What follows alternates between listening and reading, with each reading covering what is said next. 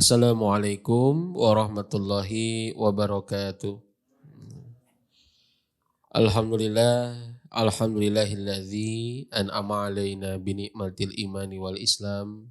Asyhadu an la ilaha illallah wahdahu la syarikalah wa asyhadu anna Muhammadan abduhu wa rasuluhul ladzi la nabiyya wa la rasula ba'dah. Amma ba'du. Allahumma inna nas'aluka ilman nafi'an wa rizqan thayyiban wa amalan mutaqabbalan. Subhanaka la ilma lana illa ma 'allamtana innaka antal alimul hakim. Alhamdulillah, segala puji bagi Allah yang sudah memberikan ragam kenikmatan kepada kita semua. Allah gerakan kita semua untuk bisa hadir sholat berjamaah, dilanjutkan dengan kajian. Allah lah yang telah memberikan kita kemudahan sehingga kita bisa melaksanakan ibadah. Mudah-mudahan amal soleh kita diterima oleh Allah Subhanahu wa Ta'ala. Amin.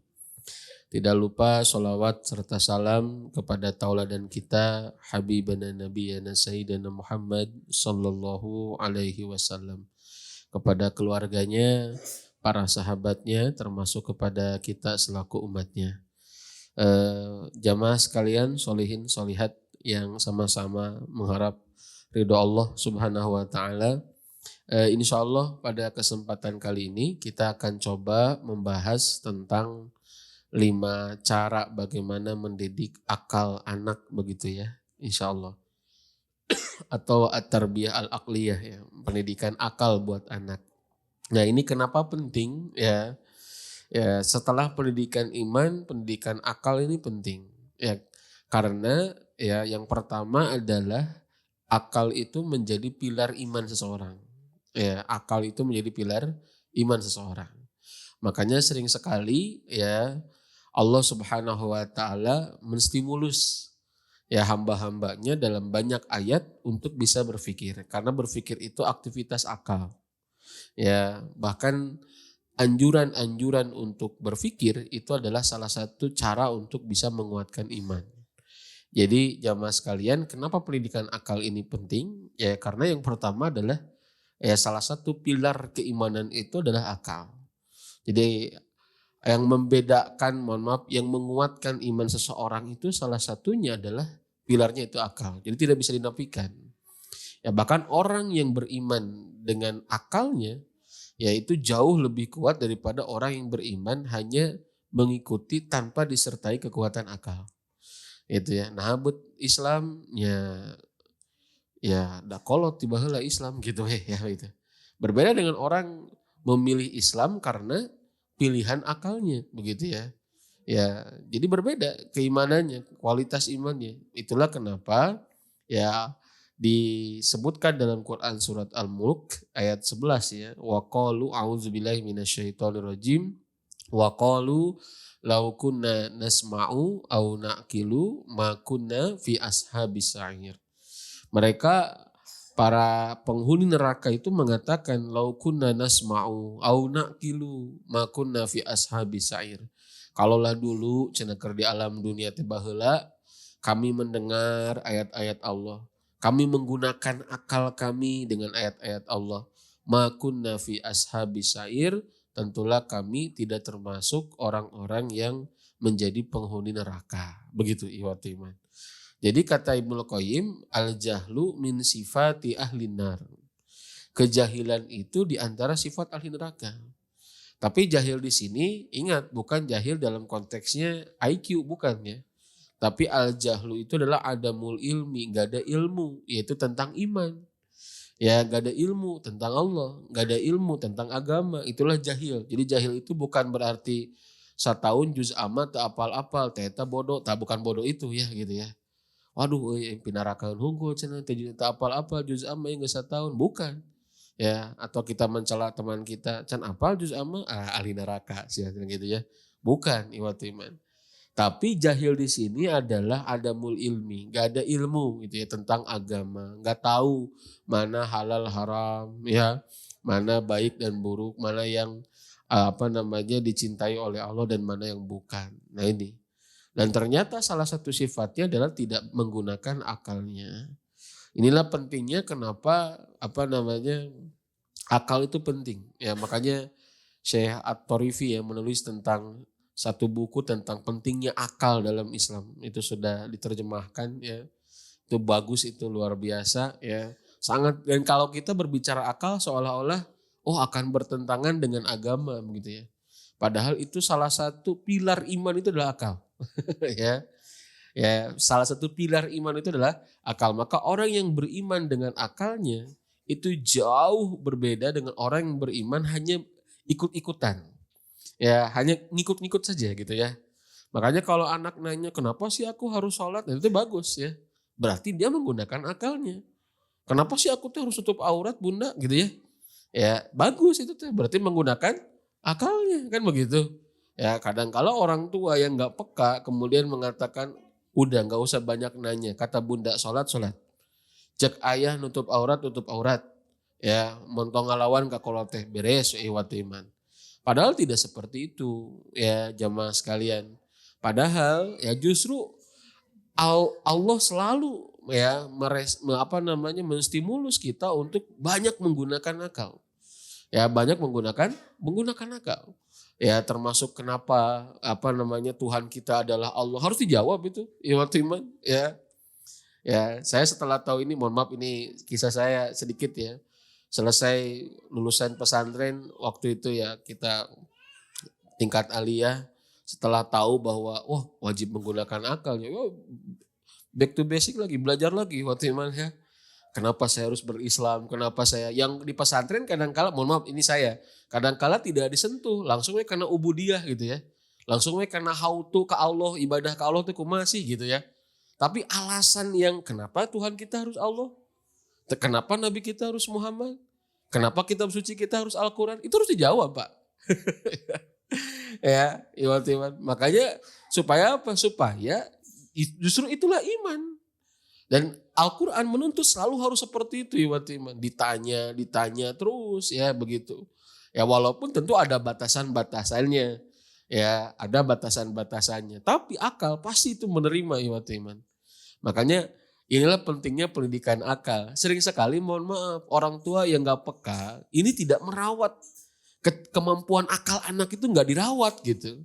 Iman. Dianggapnya ngeyel, dianggapnya tidak menerima, dianggapnya banyak protes gitu ya. Begitu. Ya, bahkan kadangkala karena akalnya tidak terkelola jadi waya enak gitu ya. Nah, entah. Akal tidak terkelola dengan baik jadi waya enak harap nanti jadi apa? Nakal gitu ya. Ya, berarti deket lah antara anak nakal dengan berakal gitu ya. Matangna anu nakal mah rata-rata berakal gitu ya. Rata-rata ieu nipu kolot kan gitu ya. Nipu di pesantren ya, di pesantren mabal waktu iman ini berakal, dalam bentuk berakal maka panggih wae itu ya. Jadi waktu iman itu bagus itu. Maka teman-teman sekalian ini saya juga iya akal itu pilar iman. Jadi jangan anggap sepele. Makanya mohon maaf ya, ada nggak kita lihat punten diamannya alumni pesantren tapi ketika masuk ke universitas belajar filsafat gitu ya, gagap namanya gagap beragama gitu. Wah iya ya ini lebih masuk akal ya gitu ya. Pernah nggak kayak sering nggak kita dapatin kayak begitu? Seolah-olah barat mah lebih berakal gitu kan. Sehingga kadang-kala akhirnya kita kebablasan filsafat tuh diharamkan gitu ya. Padahal filsafat itu bagus karena filsafat itu menggunakan akal untuk lebih kuat keimanan kan begitu. Ya, tapi karena yang menggunakan ilmu ini kebanyakannya adalah menghasilkan ateisme, akhirnya apa? Filsafatnya kita haramkan. Ya, padahal waktu iman filsafat itu justru belajar kita untuk menggunakan akal makin beriman gitu. Paham nggak Pak? Begitu ya. Jadi ini penting Pak. Akhirnya banyak ini mohon maaf. Dan itu pernah ditanyain ke Gus Baha, pernah ditanyain saya luar biasa. Kenapa ya anak-anak pesantren gitu ya? Itu penyakit internasional ternyata. Makanya akhirnya kalau banyak, mohon maaf ya ini autokritik buat kita. Alumni pesantren yang kadang kala mohon maaf dia sudah terbiasa dengan ritual-ritual keagamaan, ritual agama kita, tapi masuk ke dunia yang penuh dengan akal, kemudian gagap gitu beragama. Nyanya asal rasional kene iya cenah gitu ya. lebih ngerti ini gitu ya. Bisa, kenapa? Mohon maaf. Karena sering sekali orang tua atau mohon maaf sebagian lembaga pendidikan Islam lalai ya dalam menggunakan akal gitu, dalam mendidik akal. Mohon maaf ya teman-teman sekalian. Ya, jadi jamaah sekalian ini penting menurut saya ya. Pendidikan akal itu penting ya. Dan itu sudah ada fitrahnya. Tinggal kita bagaimana merawat. Cuman kadang-kala kita tidak menangkap bahwa itu adalah fitrah anak untuk menggunakan akalnya. Itu luar biasa jamaah sekalian. Ya, maka Bapak, Ibu-ibu, solihin solihat sekalian, ya, jamaah sekalian, inilah pentingnya pendidikan akal. Jadi untuk menguatkan iman, gitu ya. Itu untuk menguatkan iman. Yang kedua apa, jamaah sekalian? Itulah yang membedakan manusia dan hewan, kan begitu? Yaitu akalnya. Ya, kalau kita cuman diajarkan untuk membeo, waktu iman, ikut tanpa tahu alasannya, gitu kan ya? Itu tidak jauh beda dengan hewan, ya begitu. Kenapa sholat? Ya, bukan tiba baheula tuh sholat ya, nggak tahu alasan. Ini harus tahu alasannya. Ya suatu saat ada teman saya punya jamaah gitu ya. Ustadz, aduh pengen rajin tahajud. Saya cuma nanya Pak, saya nggak kasih tahu, oh kalau pengen rajin tahajud begini ya caranya. Enggak. Yang pertama saya tanyakan ketika ada teman kita yang, aduh pengen rajin tahajud Ustadz. Saya cuma nanya, kenapa pengen rajin tahajud? Kenapa Ustadz nanya gitu? Ya, si Ganu nyarek gitu ya. Saya bukan nyarek, Anda harus punya alasan kuat. Kenapa pengen rajin tahajud? Kan begitu. Ya, ada yang salah nggak? Ya, saya tidak mengatakan, oh caranya kalau, oh bagus rajin tahajud. Cuman saya ingin memberikan, mengajarkan, harus punya alasan yang kuat. Nah rajin tahajud, iya mah keresep, cenah keresep tahajud. Kerusum tahajud, si galang layangan, usum iwatu imannya. Ya usum tahajud, usum mabit gitu ya. Begitu. Ya pugu udah main kaleci jenglang layangan ya usumna iwatu iman. Jadi mohon maaf Pak, saya suka tanya kenapa pingin tahajud, saya bilang alasannya apa. Ya bukan berarti nyarek tahajud, bukan. Tapi coba punya alasan yang kuat. Kenapa gitu ya. Ya, faktornya harus dibangun Pak. Itulah yang menumbuhkan akal. Ya walau alam bisawab. Yang kedua untuk membedakan, yang ketiga adalah ya dalam Quran surat Al-A'raf kalau tidak salah justru akal itulah yang akan membuat kita terhindar dari perbuatan maksiat. Ya akal itulah yang membuat kita terhindar dari perbuatan maksiat karena kita menggunakan akal. Makanya suatu saat ada Ibrahim bin Adham ya yang pernah ditanya itu sama pemuda ahli maksiat kan begitu ya.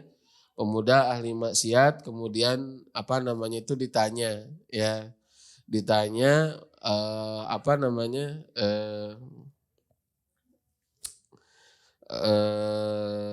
pingin maksiat ditanya boleh gak saya maksiat kan begitu ya kata Ibrahim bin Adham. Kata seorang pemuda kata Ibrahim bin Adham boleh itu ya. Boleh ya kata Ibrahim bin Adham itu boleh. Syaratnya 6 katanya itu ya. Oh boleh syaratnya 6. Oh, bagus tuh ya. Syaratnya 6. Yang pertama apa? Yang pertama Anda boleh bermaksiat, jangan makan rezekinya Allah. Kan begitu? Boleh bermaksiat tapi jangan makan rezekinya Allah. Kan pakai akal tuh Pak. Ya. Oh boleh bermaksiat tapi jangan tinggal di bumi Allah. Kan begitu ya. Itu pakai akal jemaah sekalian. Bapak ibu-ibu rahimani Allah wa yakum apa namanya solihin solihat yang sama-sama mengharap ridha Allah, inilah yang apa namanya yang ketiga alasan kenapa kita harus mendidik anak, mendidik akal anak ya. Wallahu a'lam bishawab.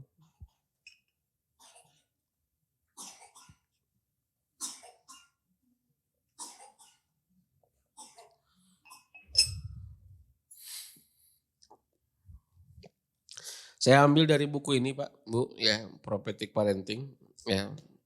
Walaupun di buku yang lain juga ada ya. Ini ada 5 minimal. Yang pertama adalah menceritakan kisah-kisah. Ya, jadi kisah itu iman ya itu salah satu cara bagaimana mendidik akal anak. Ya. Maka agendakan Pak, walaupun 5 menit CLBK gitu ya. Tahu CLBK Pak? Ya. Cinta lama bubarkan keluarga gitu atau apa? Cinta lama bersemi kembali. CLBK itu cerita langsung bertutur kisah ya. CLBK ya. Jadi 5 menit ya kita minta waktu ke anak ya. Ibu, Bapak, anak-anak suka minta main HP enggak? Suka? Suka atau suka pisan? Heeh. Kalau suka bagus tuh ya. Ya, kan di waktu kan biasanya kan ya. Oke, ya boleh ya. Kita kasih HP-nya kemudian kita minta dengerin dulu ya. Ayah mau berkisah dulu 5 menit.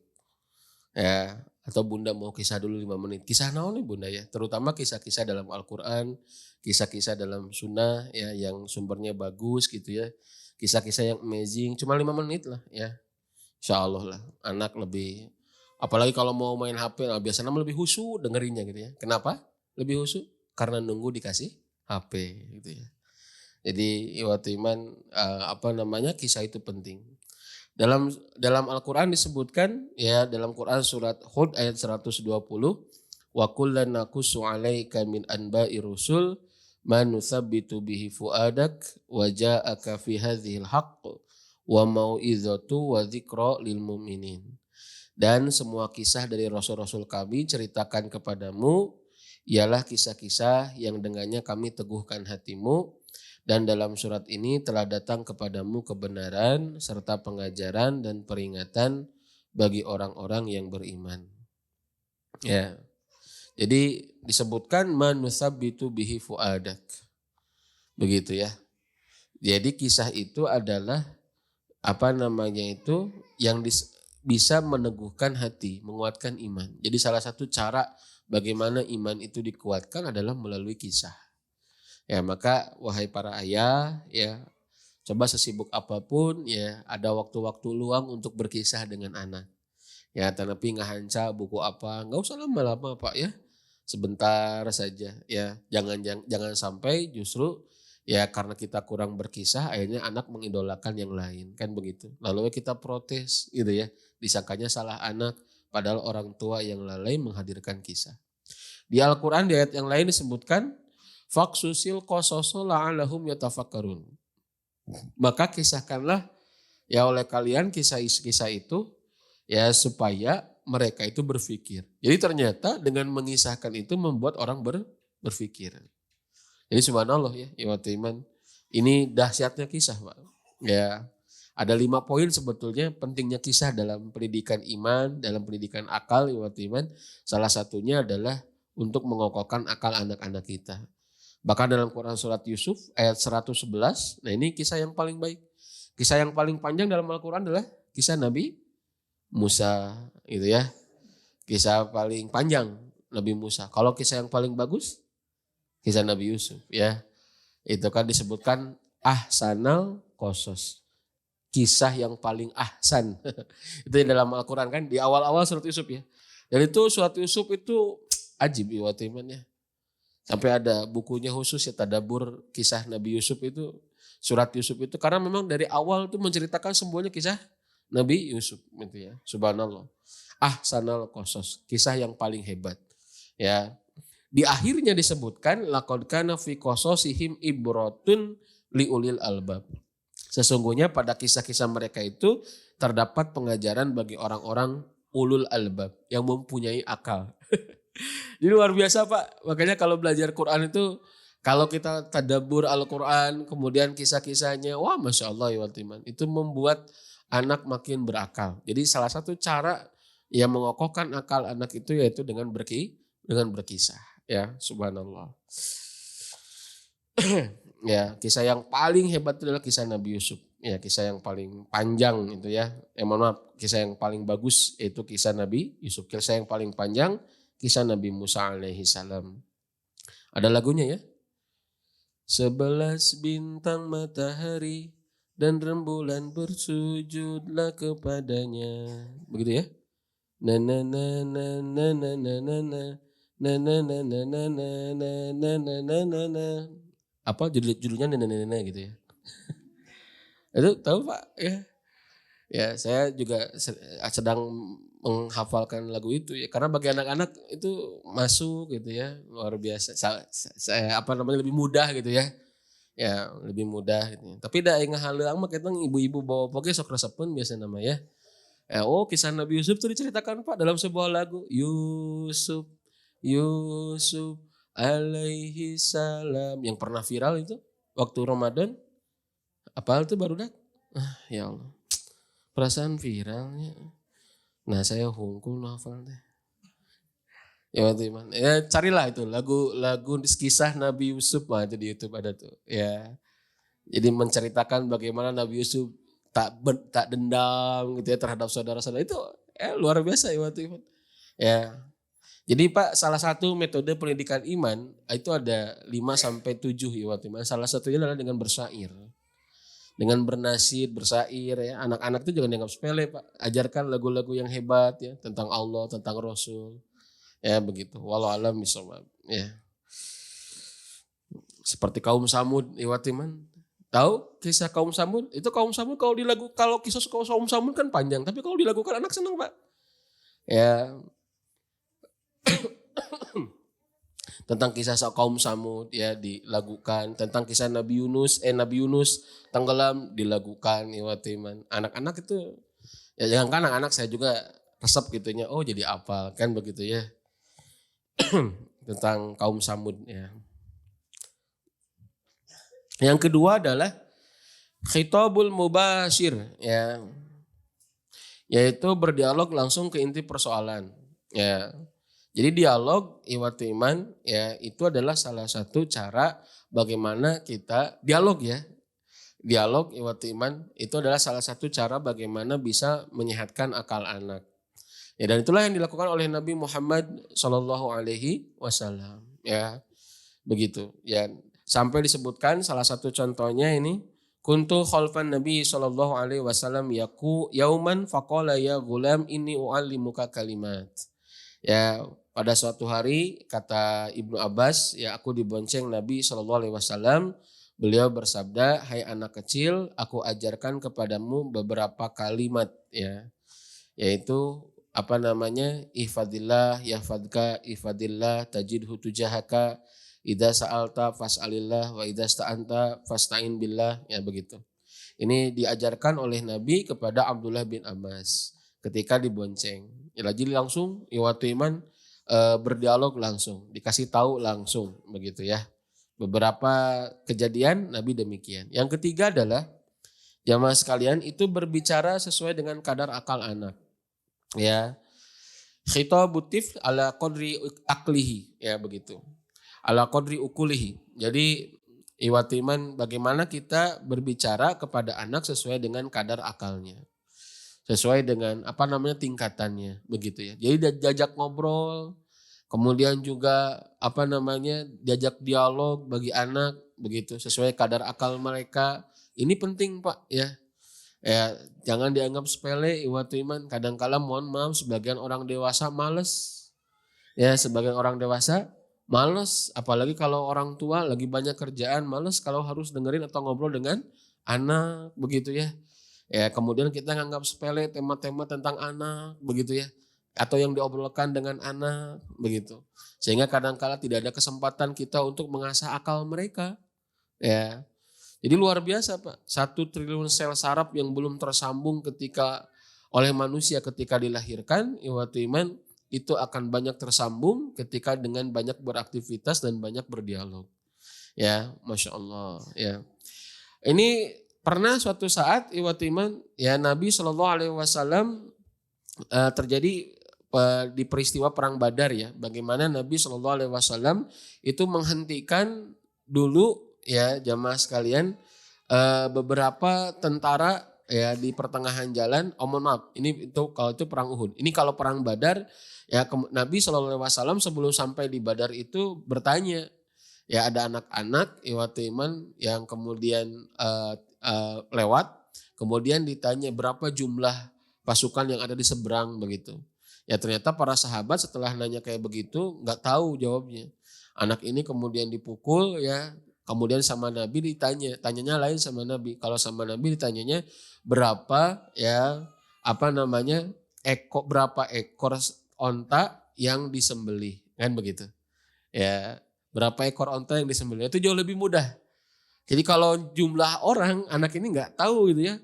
Ya tapi karena lagi kondisinya perang dianggapnya berbohong akhirnya dipukul sama sahabat. Tapi Nabi cuma nanya ya berapa ekor unta yang disembelih oleh pasukan yang ada di seberang. Maka anak ini menjawab 9 hingga 10 ekor. Maka Nabi mengatakan pasukan mereka kurang lebih 900 hingga 1000 personil. Nah gitu ya. Jadi sesuai dengan kadar akalnya. Jadi dan mohon maaf kadang-kala anak gak ribet-ribet Pak. Ya, bunda, aku dari mana? Gitu ya. Kamu dari perut bunda gitu ya. Terus ya keluar gitu ya. Terus dari mana? Ya wah teh bingung ya. Kalau teh bingung gitu ya. Ya kumaha jawab bundak, aku dari mana? Kan begitu ya Watiman. Rek disebutkan ada pertemuan antara pertemuan antara air mani kemudian membuahi. Wah isin liur itu kumaha itunya. Yuk bunda aku dari mana? Cepet. Bingung indung nanti. Iya dari perut. Ya terus dari mana? Gitu ya. Di mana ya? Bunda nanti bingung ya Watiman. Enggak bunda, Sandi kan dari Padalarang, Santi dari Cimahi, aku dari mana? Gitu maksudnya ya Watiman. Dari mana teh naon? Tempat tinggal ya Watiman, dari mana gitu ya. Jadi si bunda geus rieuh heula, wah ya Watiman ya. Geus ngerangkeun secara ilmiah ya ternyata nanyakeun tempat kan begitu ya Watiman. Makanya tanyain dulu Pak Bu ya. Diskusi sama anak tuh ya. Luar biasa ya Watiman kadang-kadang jawaban-jawaban mereka itu aduh lucu-lucu Pak ya. Subhanallah ya Watiman. Maka jamaah sekalian diskusi sesuai kadar akal mereka itu penting. Ya sesuai dengan kadar akal mereka. Kadar akal anak ya begitu. Wallahu alam bisawab. Ya.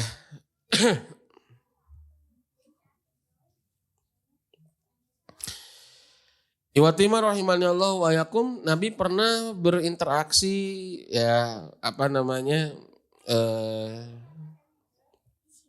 dengan salah satu anak yang datang hijrah dari Habasyah ya atau disebutkan Abesinia, di sini disebutkan ya interaksinya adalah dengan kalimat-kalimat bahasa anak-anak yang ada pada waktu itu. Jadi subhanallah bahkan Nabi disebutkan pernah bercanda dengan anak-anak gitu ya. Nabi Shallallahu Alaihi Wasallam menggunakan media ya yang sesuai dengan kemampuan akal dan pikiran mereka. Beliau bercanda dengan anak-anak. Wahai Abu Umir, bagaimana keadaan burung pipit itu? Ya, jadi nanyain burung pipit Pak. Sekelas Nabi nanyain burung pipit yang diurus oleh anak kecil gitu ya. Cek orang naon pentingnya gitu ya. Tapi itulah untuk membridging iman, untuk menjembatani ya begitu. Untuk menjembatani mereka terhadap nilai-nilai iman dan merawat akal mereka, ya kesukaannya selama tidak hal yang mohon maaf iwatiman bukan berupa melanggar syariat, tidak membahayakan orang lain, tidak membahayakan dirinya, ngobrol dengan dunia mereka.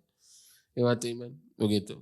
Kadang kalau kita lagi cerita, ya lagi cerita kehebatan Ali bin Abi Thalib, punya pedangnya punya 2 mata pedang, wah luar biasa. Tiba-tiba pertanyaannya aneh-aneh, Pak. Ya begitu.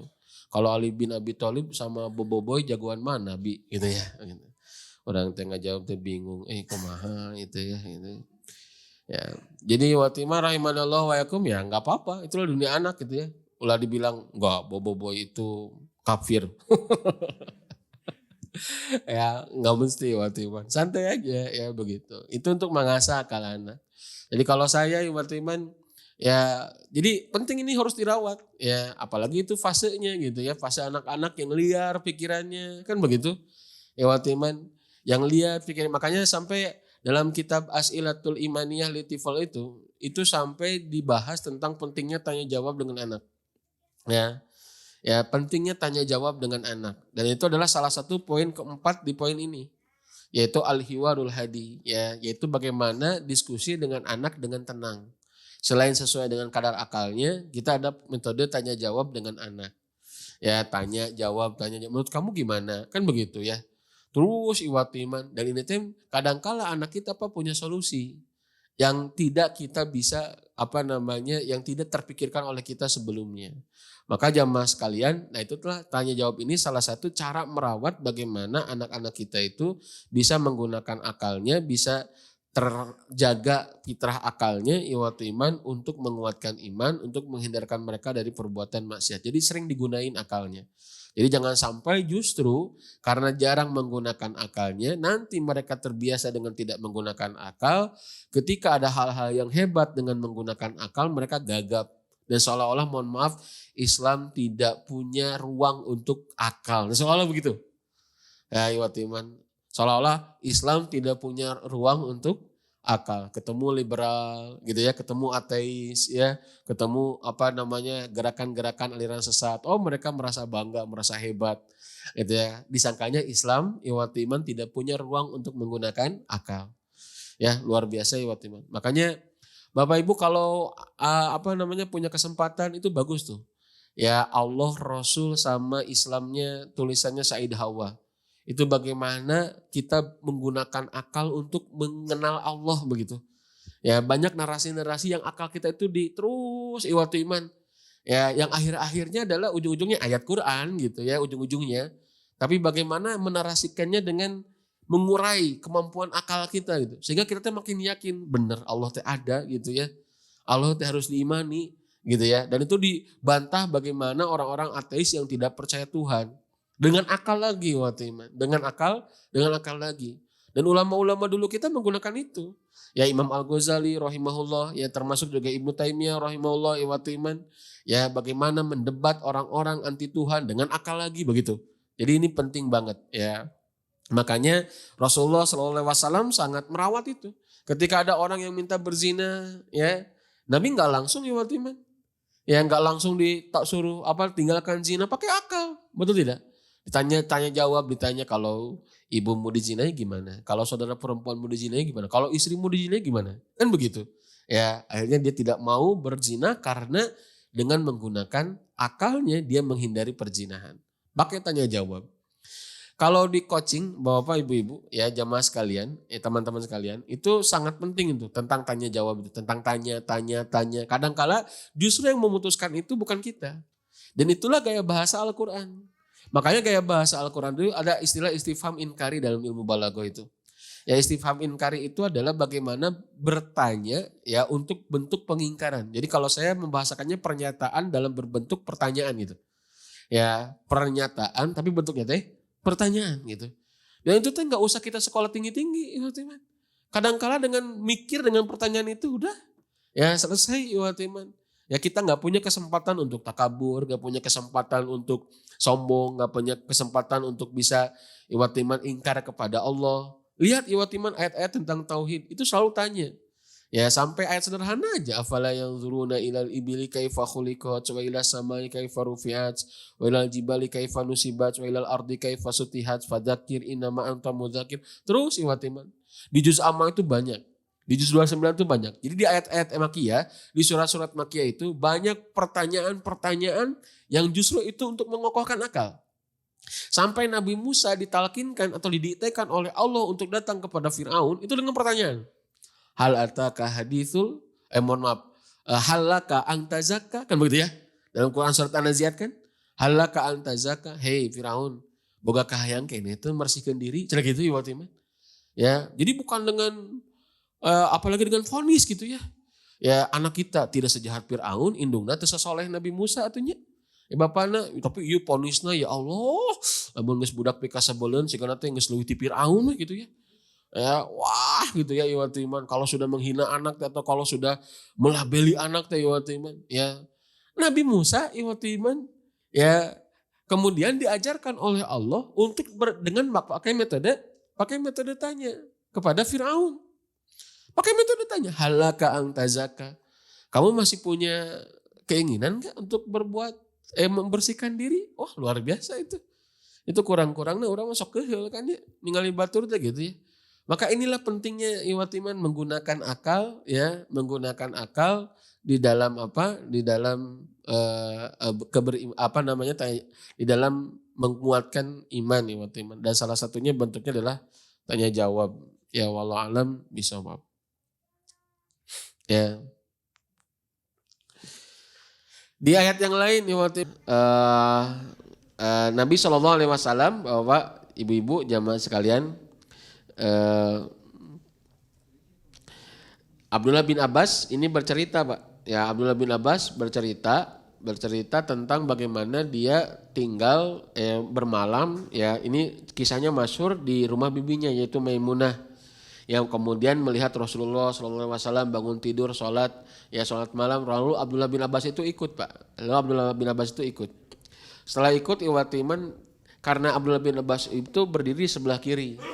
Maka dijewer sama Nabi telinganya, dipegang telinganya, dipindahkan ke sebelah kanan ya.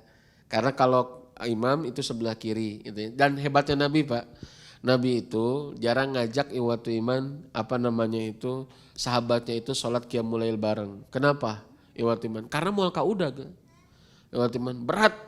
Ya sampai Hudzaifah yang pernah ikut itu Ibnu Mas'ud, Hudzaifah, Abdullah bin Abbas, satu lagi siapa ada 4 kalau tidak salah. Itu berat Iwatiman.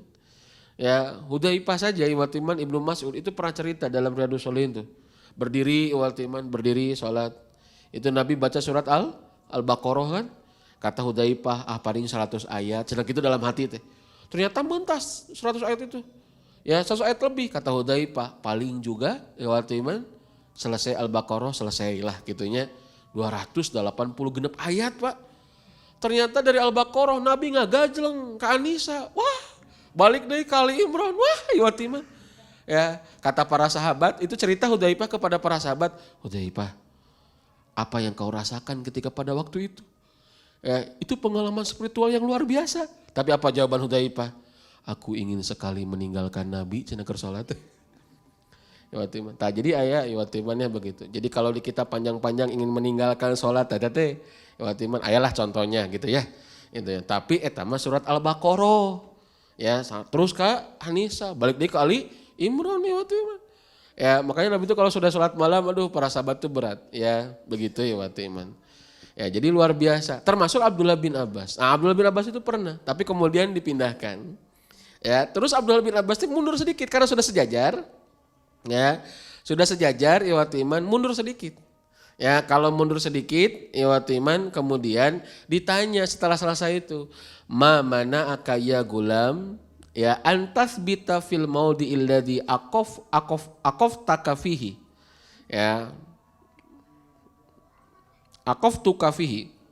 Mohon maaf. Apa yang menghalangimu wahai anak untuk cicing cenah? Ya, ke tempat yang sudah kau berhentikan. Ya, nah rada mundur cenah gitu. Ya, pertanyaan Nabi kan, kenapa harus agak mundur? Ya, hebat ya. Nabi pakai tanya. Lamun orang kan kadang-kala geus kesal heula, Pak. Ya, kadang-kala kita sudah kesal dulu Iwatiman, aduh ya geus ditempatkeun kalakah gitu ya. Tapi ternyata apa jawabannya? Ya Rasulullah, engkau adalah utusan Allah. Tidak sepatutnya ada seseorang pun yang berdiri sejajar denganmu. Harus Pak? Ya, jadi pakai tanya Pak, tanya dulu Pak. Kalau ada orang berbuat kesalahan, coba tanya dulu ya Watiman. Ya, ima kadang-kala kan orang sholat lain ya Watiman. Ya, tapi kalau sudah beda, tapi leuwih teh sholat dosa nanti sakapeung mah ya. Nabi mah urusan sholat Pak, terus Abdullah bin Abbas mundur. Ya Watiman mundur. Ya, akhirnya ditanya apa ternyata? Oh ternyata Abdullah bin Abbas, Ibnu Abbas gak mau kalau harus sejajar dengan Rasul. Engkau ini utusan Allah, masa saya harus sejajar gitu? Apakah Nabi melarang?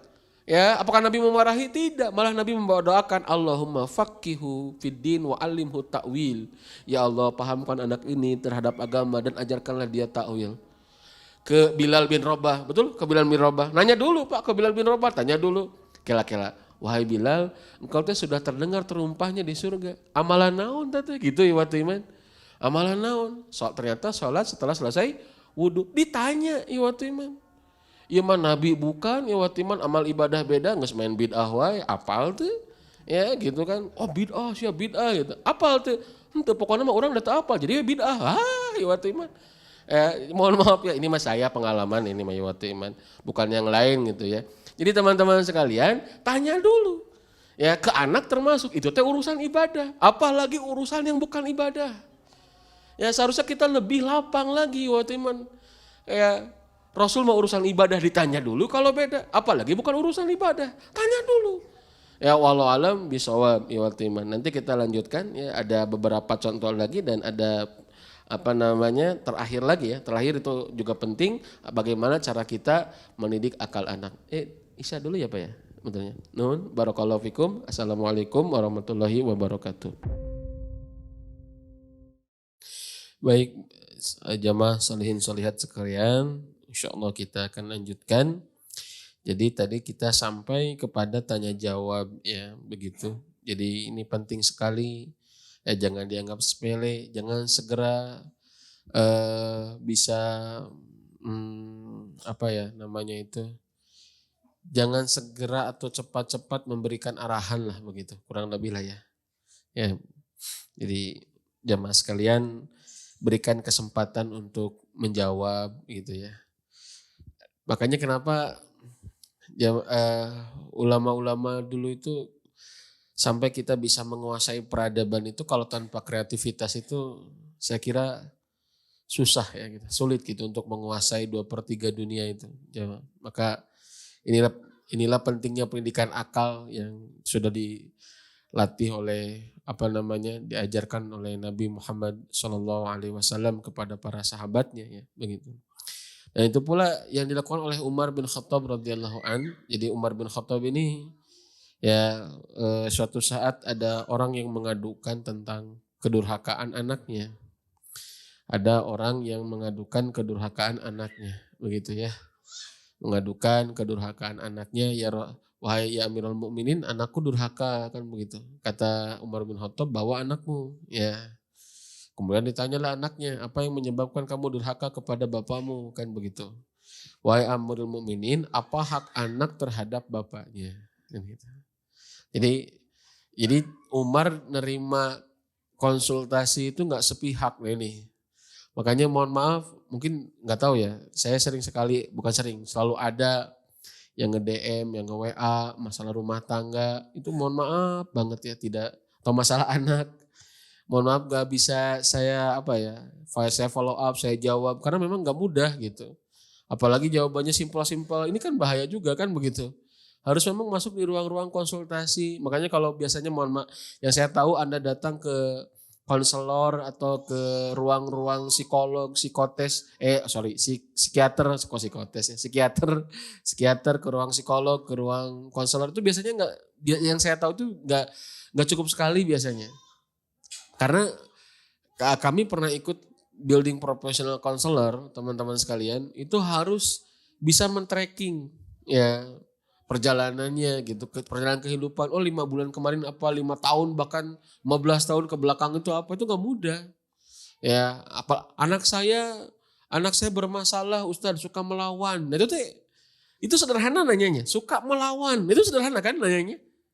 Ya, tapi kalau kita teliti kadang-kala melawannya anak itu adalah dampak daripada pola asuh buruk orang tuanya kan gitu. Kadang-kala seperti itu atau ada faktor lain, mungkin saja.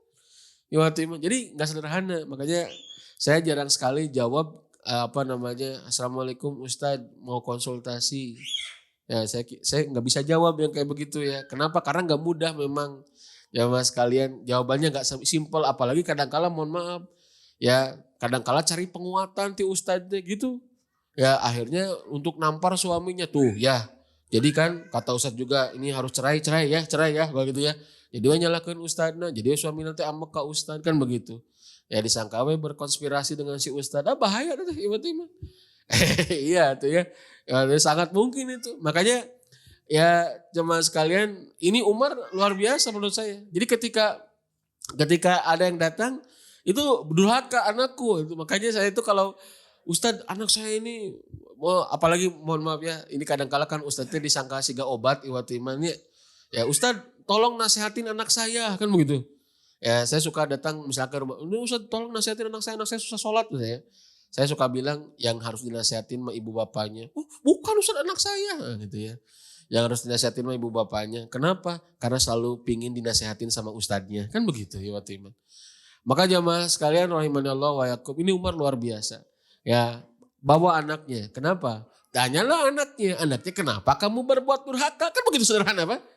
Ya, padahal kan udah jelas orang tuanya bilang, bapaknya bilang, anakku durhaka kepadaku, kan begitu. Akhirnya Umar bin Khattab, kenapa kamu durhaka kepada ayahmu? Akhirnya apa? Anaknya nanya, ya Rasulullah, mohon maaf. Ya Amirul Mukminin, apa hak anak yang ada pada ayahnya? Kan begitu. Maka kata Umar bin Khattab, satu diberikan nama yang baik, memilih ibu yang baik dan mengajarinya Al-Quran. Apa kata anaknya? Kata anaknya, aku tidak mendapatkan satu pun hingga saat ini. Hakku tidak didapatkan. Apa kata Umar? Ini istilah orang tua durhaka itu ini istilahnya. Lakon akokta waladaka qabla an yu'akkoka. Ya, sungguh kamu sudah durhaka kepada anakmu sebelum anakmu durhaka kepadamu. Itu istilah ayat orang tua durhaka itu ini dari Umar ini. Ya, dari cerita kisah Umar ya, Umar kisah tentang orang tua yang durhaka. Jadi kedurhakaan anak, mohon maaf, ini harus kita evaluasi Pak. Ya, sering sekali kedurhakaan anak itu adalah investasi pola asuh orang tuanya. Atau tidak sadar secara tidak langsung, tapi kan aku udah nasehatin, aku udah biayain, aku udah sekolahin, aku udah klesin, aku udah ajarin. Ya begitulah Bapak Ibu-Ibu. Ya.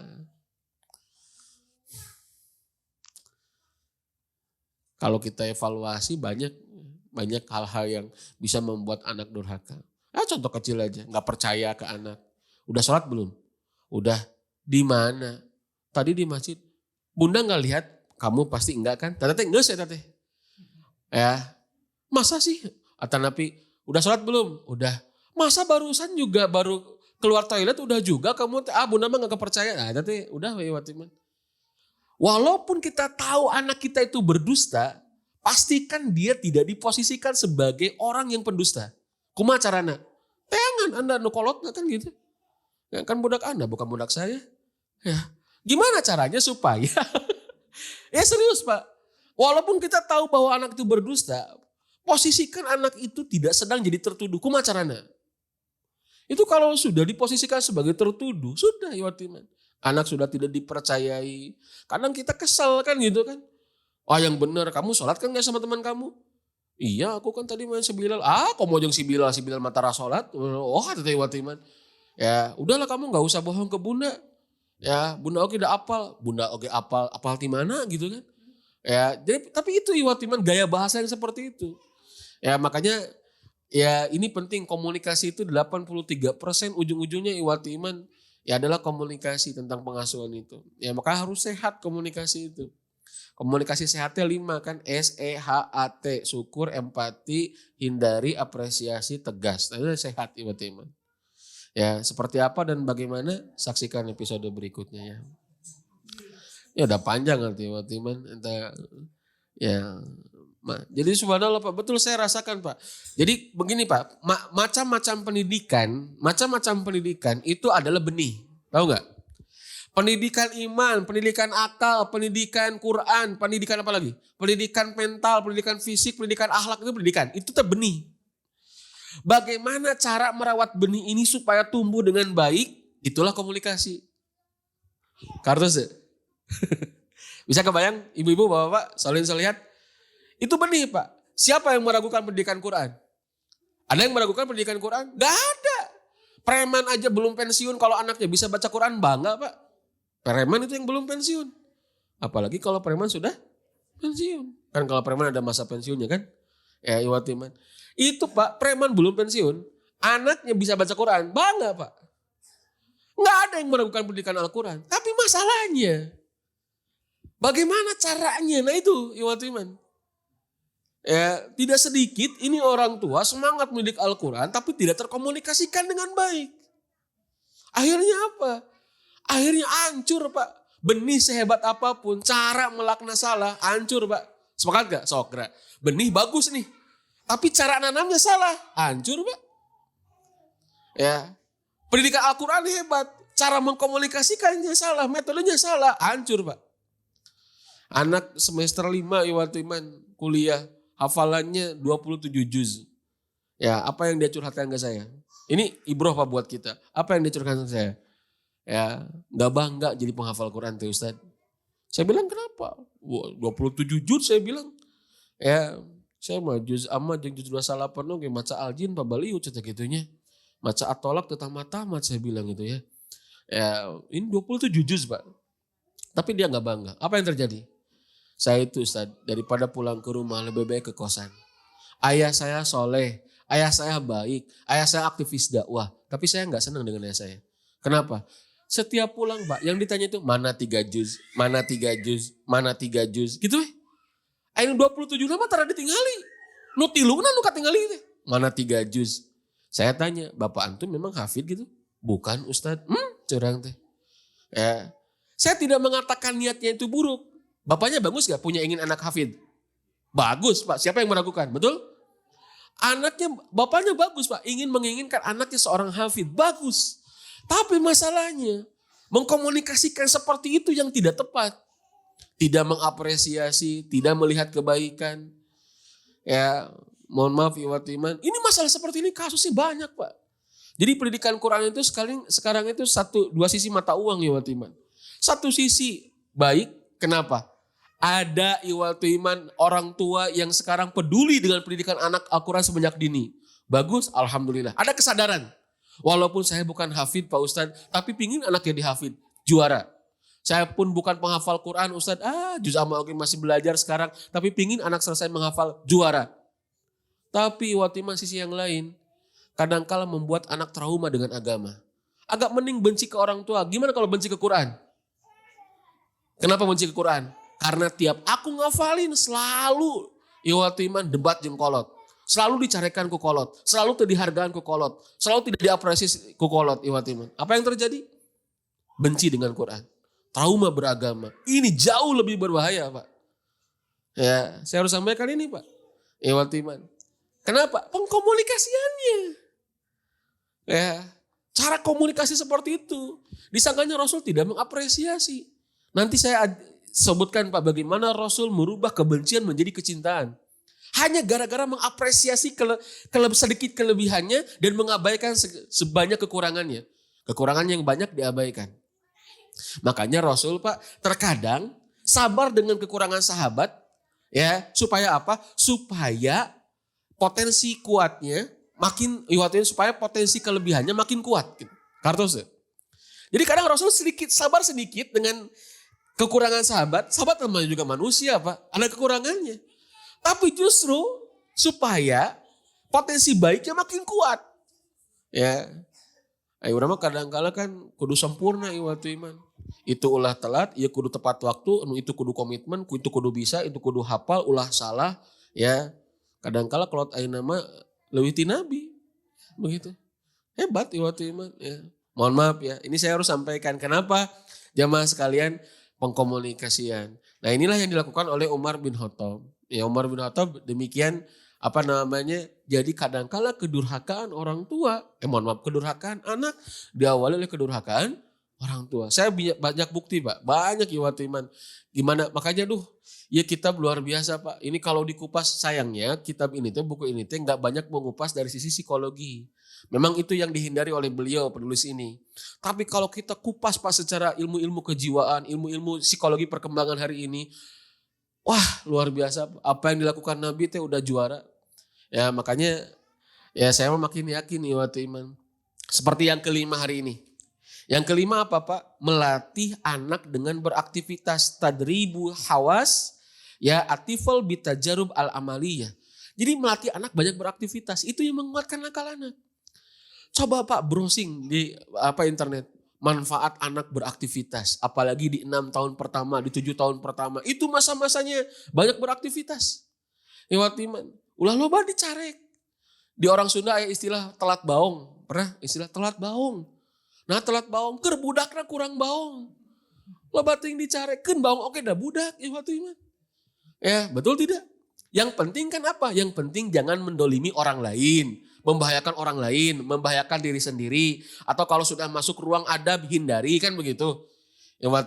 Hindari, oh ini masuk ruang adab nih berarti anaknya dihindari kan begitu. Oh ini sudah masuk ruang orang dewasa nih, oh anaknya dihindari kan begitu. Ya tapi bukan dikat aktivitas anaknya. Ya namanya RP Pak, rekayasa perilaku. Ya saya kalau ke anak-anak diniyah misalkan. Saya di Pangalengan ada 178 anak diniyah Pak. Kita kalau mau sholat asar, sebelum sholat asar maksudnya saya balik ke Ya Malik dulu, Iwat Iman saya ngimam, Malik dulu. Boleh nggak lari-larian? Gak boleh Pak Ustadz. Saya bilang boleh. Nggak ulang baru dak teh. Boleh. Boleh ngobrol? Nggak boleh. Boleh. Boleh lari-larian, boleh mau ngobrol nanti setelah sholat di luar masjid. Oke? Oh gitu. Iya. Lu tuh menang. Telen ngobrol. Ker sholat ngobrol. Teten lu tuh menang. Betul tidak? Ya. Jadi saya ingin memahamkan kepada mereka, oke kamu gak apa-apa ngobrol, gak apa-apa lari-larian. Tapi nanti selesai sholat. Jadi nu dikatelen lompatanana waktu iman. Ya akhirnya apa? Lompatanana waktu iman. Ya disebut lompatan teh nu baong. Ya tuh cina budak baong lompatan wae. Ya padahal ya waktu iman namun ayah anjing udah tuh bisa lompat. Ya cilaka. Ya betul tidak? Yang selamat siapa? Nu lompat. Ya betul tidak Iwat Iman? Aya nu cilaka butuh bantuan. Anu juara sah, nu lompat nu cicing. Nu lompat Iwat Iman cepat-cepat ngebantu, betul? Jadi Bapak Ibu-ibu jamaah sekalian, inilah kenapa Rasulullah di kitab ini disebutkan, di buku ini disebutkan banyak beraktivitas itu menguatkan akal, Pak. Apalagi di 7 tahun pertama, berikan ruang. Sampai seorang psikolog itu di Amerika itu bilang, kalau ada anak 2 tahun, mohon di rumah jangan ada benda-benda pecah yang bisa dipegang anak. Lain salah budak lain. Ima kudu rapih weh. Tapi budak cicing stres waktu iman. Ya kurung batokeun. Itu ulah. Ya ulah waktu iman. Gitu ulah. Es gitu weh. Jadi budak teh siga robot cicing. Waktu iman siga kurang getih. Waktu iman siga kurang darah cicing. Tah gitu soleh. Jadi anak soleh teh nu cicing waktu iman. Ya, mohon maaf ya. Ya kalau 7 tahun lari. Oke.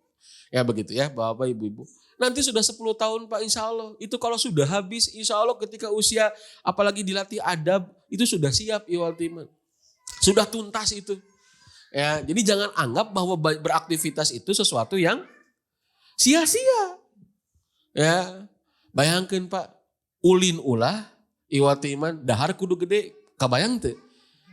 Sapi onam Iwal Timan sapi gonggong betul tidak? Ya jangan bayang. Sapi Pak badannya jadi besar. Ima ulin ulah. Dahar kudu gede. Coba. Makan nih waktu iman. Tapi kata yang darah gitu ya. Dipaksa makan. Biar sehat. Waktu iman. Aktivitas temenang. Coba kebayangkan. Banyakin aktivitas Pak. Nanti mereka lapar kok. Ya, yang penting jangan membahayakan dirinya. Jangan membahayakan orang lain. Makanya kenapa ada anak cepat beraktivitas. Itu kata para ahli. Menyambungkan sel sarafnya. Ya, menyambungkan sel saraf otak yang belum tersambung dengan banyak beraktivitas, dengan banyak megang Iwatiman. Termasuk di usia balik. Makanya kata Imam Al-Ghazali, kalau selesai belajar berikan anak kesempatan untuk bermain. Ya, iya mah Ustaz daripada ulin tepuguh balik sekolah dileskeun. Ya, geus dileskeun sekolah agama. Pada maghribna kudu tahfidz, pada isana kudu ngapalkeun. Untung teu ngeheng eta otak budak. Da bapakna lamun dikitukeun cangtang tuh kuat atuh Pak. Ini mohon maaf, ini mah curhat saya ya waktu imannya. Ayahnya, ibunya kalau seperti itu kan, da cangtang belum tentu kuat Pak. Ya waktu iman, daripada ulin tepugu, disangkana ulin teh tepugu. Cek urang ulin tepugu, cek budak mah ulin teh pugu ya waktu iman. Menurut kita orang dewasa nggak pugu, kenapa? Nggak mikiran bati. Baru dak mata mikiran bati, ulin pugu kabeh ya waktu iman. Ya mohon maaf ya. Ini banyak orang tua yang memahamkan daripada main gak karuan. Ada ruang main, biarkan kesempatan nih waktu iman. Nanti ada konflik, belajar mereka mencari solusi sendiri. Makanya Pak, Bu, kalau anak-anak dibully-bully dikit gak usah intervensi lah. Ya biarin mereka selesaikan. Pak aku dihina, terus? Ya aku gak enak, terus? Ya, tapi itu kudu kurangnya dicela gitu. Aku gak enak Pak, diroykoan cukup nanti gitu. Ulah ya waktu iman. Ya gak usah gitu, oh kamu gak enak, terus gimana solusinya? Ya aku gak mau main lagi, ya udah. Tekudu siapa yang ngomong? Itu Pak anak blok D Pak. Oh itu anak siapa ini? Biar ayah yang datang. Aduh si ganu gagah Iwatiman. Ya padahal justru itulah yang tidak mendewasakan anak. Bully-bully dikit Pak. Udah Pak jangan terlalu intervensi lah. Di pesantren Iwatiman. Ya dibully-bully dikit. Itulah kehidupan Pak. Emang kehidupan kita semua aman apa? Ya. Makanya mentalnya Iwatiman lemah. Kerja gak dihargai dikit sama karya temannya. Resign. Ya usaha iwatu iman gagal deh ya. Kenapa? Mohon maaf. Ya maka ayah bunda sekalian ini banyak beraktivitas itu penting.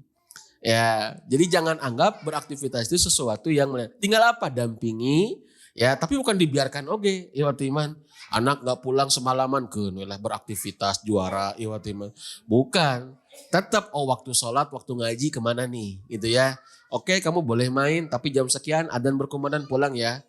Saya namanya the power of jarambah Pak. Antum tahu jarambah? Nggak bolang iwatu iman. Ya, nggak bolang itu bagian daripada pendidikan. Ya sudah lah. Ngabolang itu bagian daripada pendidikan iwatu iman. Jangan sampai kita punya anak komplek, anak gak tahu blok D, blok E. Kudu apal iwatu iman. Ulin sorangan antepkeun ya. Kenapa? Karena itulah bagian daripada pendidikan. Ya, bahkan untuk mendewasakan anak, kalau kata Ustaz Ajo Benri Pak, ciri anak itu sudah siap dewasa, dia mau sapar sendiri Pak. Dia mau sapar sendiri. Anak itu kalau sudah mulai dewasa, anak sudah sapar sendiri. Anak bapak di pesantren SMP ya di luar kota kali-kali jangan diantar Pak. Ya gimana lah kalau merasa tidak tega bikin rekayasa perilaku, mobilnya mogok kayak uangnya nggak ada kayak gitu ya. Suruh dia naik umum Pak, belajar sendirian. Ke Kuningan misalkan begitu, ke Depok, sini ulin lewat iman.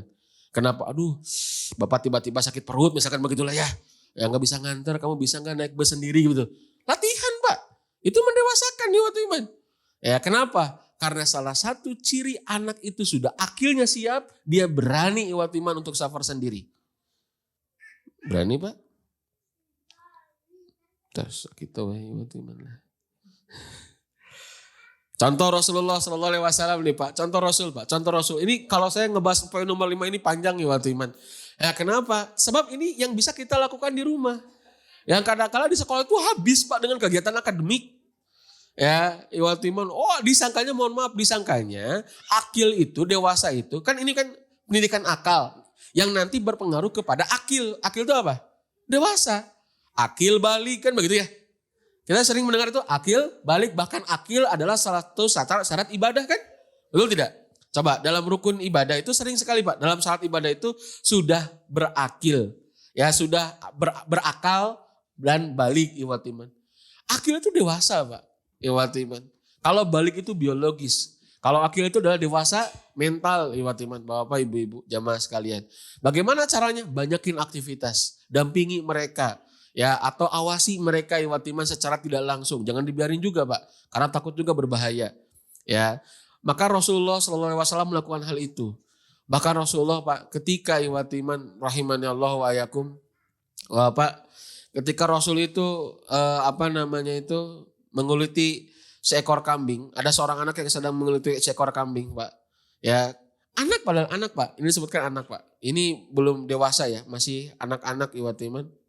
Ya, bahkan kemudian Bapak jamaah sekalian ku Rasulullah dicontohkan. Kan kelihatan sulit tuh.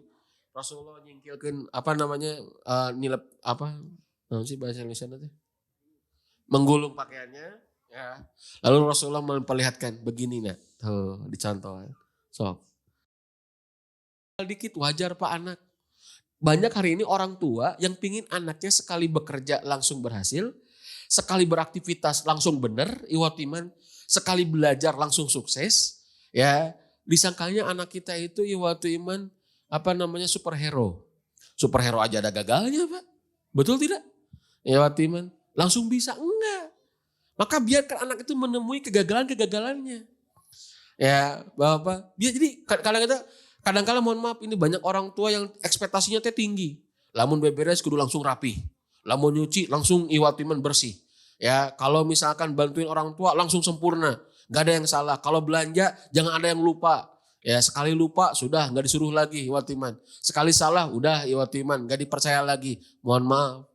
Ya, akhirnya apa? Kita tidak mendewasakan anak. Rasul Pak, dampingi aja. Sudah gagal iwatu iman. Ya, nggak apa-apa ada anak-anak. Didampingi iwatu iman sudah. Walau alam isawab ya. Ya, luar biasa iwatu iman. Ya tidak.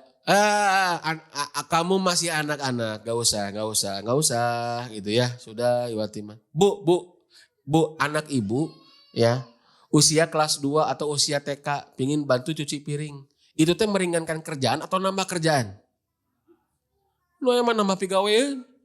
Ya betul tidak? Tapi ketika anak beraktivitas itu ada pengalaman. Apalagi sudah anak kelas 4 SD. Kadangkala ya iwatiman, iya teh. Disuruh udah kelas 4 SD teh. Bukannya rapi, malah ya apa namanya? Malah nambah kerjaan. Kita kerjain lagi nggak apa-apa Pak. Ya kenapa? Anak beraktivitas, latih iwatiman. Ya seperti itu. Walau alam bisawab. Ya. Rasul Pak, jangankan urusan yang sepele kayak begini. Urusan perang Pak. Urusan perang. Ya, anak iwatiman mau akil balik diizinkan perang asal punya kemampuan. Ya, luar biasa. Padahal itu belum balik. Nanti ceritanya saya sampaikan di kisah tentang mendewasakan. Walau alam bisawab. Ayah bunda sekalian, saya kira itu Bapak ya jamaah sekalian yang bisa kami sampaikan. Mudah-mudahan 5 cara bagaimana mendidik akal anak. Ya, yang tadi bahwa akal itu adalah berfungsi untuk menguatkan iman. Ya, kemudian juga apa namanya itu membedakan iman ya manusia dan hewan. Kemudian yang ketiga itu adalah syarat dalam beribadah gitu ya sebagai akil. Maka akal ini kita didik ya dengan cara berkisah, dengan cara langsung mengingatkan, atau yang ketiga dengan cara berdialog yang dengan yang sesuai akalnya, yang keempat dengan tanya jawab, dan yang kelima banyakin beraktivitas ya. Jadi seharusnya rumah kita adalah tempat gagalnya anak. Gak apa-apa Pak, rumah kita tempat gagalnya. Sekolah itu sebetulnya bukan tempat sukses Pak, seharusnya. Sekolah itu harusnya disetting tempat gagal. Maksudnya apa? Bergagal-gagallah di sekolah gitu. Jangan takut gagal lah gitu ya Iwatiman. Kira-kira kurang lebih kayak begitu ya. Ya jangan takut gagal, ayo coba, gak apa-apa Iwatiman. Kenapa? Selama itu dalam kebaikan justru di sanalah anak punya pengalaman. Ya bukankah kita meyakini atau memahami bahwa tidak ada kesuksesan tanpa kegagalan? Betul ya? Orang sukses pasti ada gagalnya dulu. Kalau pingin cepat sukses berarti harus banyak gagal, begitu ya. Ayo banyak gagal biar cepat sukses gitu ya. Kurang lebih begitu. Iwatiman. Wallahu alam bisawab. Hatur nuhun, mudah-mudahan Bapak Ibu-ibu jamaah sekalian Allah berikan kesempatan kepada kita untuk menjadi asbab kebaikan buat anak-anak kita. Saya kira cukup, mudah-mudahan bermanfaat. Mohon maaf atas segala kekurangan. Ya subhanaka rabbil izzati amma yasifun. Wassalamun alal mursalin. Kita tutup dengan doa kifaratul majlis. Subhanaka Allahumma wa bihamdika asyhadu an la ilaha illa anta astaghfiruka wa atubu ilaik. Aqulu qouli hadza wa astaghfirullah li wa lakum. Assalamualaikum warahmatullahi wabarakatuh.